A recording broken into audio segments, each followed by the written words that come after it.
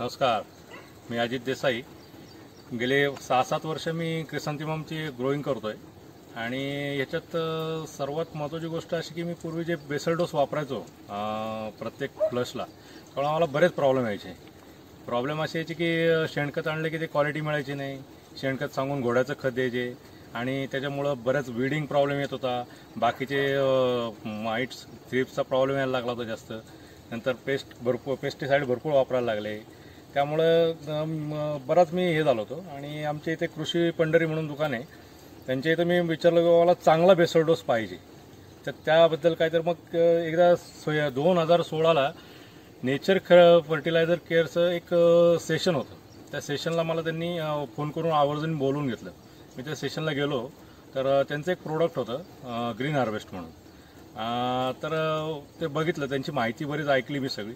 ऐकल्यानंतर मग म्हटलं एकदा वापरून बघू, आपण एक 10 गुंठ्याला पहिलं वापरून बघू काय रिझल्ट येतात काय नाही, आणि त्या हिशोबाने म्हटलं पुढं कंटिन्यू करू।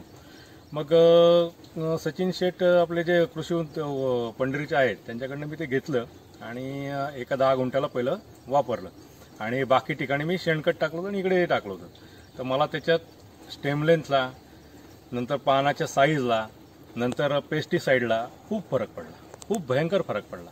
क्वालिटीमध्ये खूप डिफरन्स आला दोन्ही याच्यात आणि तो रिझल्ट मला खूप चांगला वाटला। कारण ह्या जे ग्रीन हार्वेस्ट आहे तर त्यात त्यांनी जे सांगितलं होतं की त्यात सगळ्या all types of oil cake आहेत, प्लस त्याच्यात त्यांनी जीवाणू पण टाकलेले आहेत आणि त्याच्यात निम केक पण आहे। या सगळ्या गोष्टींमुळं तो जो एक कंपोजिट त्याचा रिझल्ट आला तो खूप छान आला होता। कारण होतं काय, आपण शेणखत वापरतो त्यात आपल्याला निम केक सेपरेट टाकायला लागते, बाकीच्या बऱ्याच गोष्टी टाकायला लागतात, त्यामुळं म्हणावे तसे रिझल्ट सापडत नव्हते आणि प्रत्येक वेळी शेणखताची जी क्वालिटी यायची ती फर्म येत नव्हती। यांचं मी एकदा वापरलं, दोनदा वापरलं, आज मी प्रत्येक फ्लशलाही वापरतो। क्वालिटी फर्म येते, रिझल्ट प्रॉपर येत आहे, सगळ्या गोष्टीचे प्रॉब्लेम येतात। त्या बेसल डोसमध्ये मी ग्रीन हार्वेस्ट बरोबर थोडे रिचार्जचा ग्रॅन्युल्स टाकतो, प्लस थोडं सुपीक जे फॉस्फरस आहे ते टाकतो आणि हाच फक्त बेसल डोस मी आता वापरतोय, बाकी काही वापरत नाही। एक नंबर बेसल डोस आहे, याच्यात मला रिझल्ट चांगले मिळाले आणि माझे साईज आणि माझं हे जे सायकल आहेत ती सुद्धा वाढली। पहिल्यांदा मला थोडंसं जे पेस्टिसाइडमुळे थोडं डिले व्हायचं, ते आता पेस्टिसाइड कमी वापरायला लागले, रोगराई कमी व्हायला लागली, त्याच्यामुळे माझे एक सायकलही वाढलेली आहे त्याच्यात। असे बरेच त्याच्यात मला फायदे झालेले। एकंदरीत साईज दाखवायची तर ही पानाची साईज नॉर्मली पेक्षा खूप मोठी झालेली आहे, एवढी साईज येत नव्हती आधी पानांची। ही दांडी एकदम जाडच्या जाड निघते आणि फ्रँकली सांगायचं तर यावेळेस कोविड-19च्या फटक्यामुळं पैशाच्या अभावी मी यावेळेस खत औषधही जास्त वापरलेली नाही आहे। बेसल डोस फक्त टाकला होता आणि त्या बेसल डोसवरच सगळं चाललेलं आहे।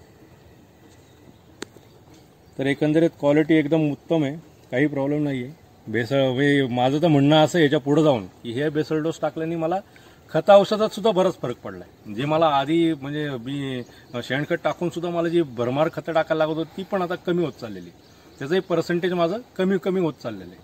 मला खूप चांगले रिझल्ट आले। माझं असं सगळ्यांना सजेशन आहे की तुम्ही पण सगळ्यांनी एकदा हा थोडं का होईना वापरून बघा, एक तुमच्या छोट्याशा भागात वापरून बघा, याचा रिझल्ट एकदम बेस्ट आहे। मला चांगला रिझल्ट आला होता, सगळ्यांनी वापरावा। इव्हन मी माझे जे मित्र आहेत नाशिकचे आहेत किंवा बँगलोरमधले, त्यांनाही मी माझं सजेस्ट केलं की तुम्ही हे बाकीचे जे सगळे वारंवार हे टाका ते टाका त्यापेक्षा ग्रीन हार्वेस्ट वापरा, ग्रीन हार्वेस्ट बरोबर रिचार्जर वापरा आणि सुपीक वापरा, तर याच्यातून रिझल्ट चांगले। मला सगळ्यांना असं सांगायचं आहे ना की तुम्ही थोडंसं वापरून बघा, त्याची फरक बघा आणि मग पुढं वापरायला सुरुवात करा। मला तर खूप चांगले रिझल्ट आले, तुम्ही वापरून बघा।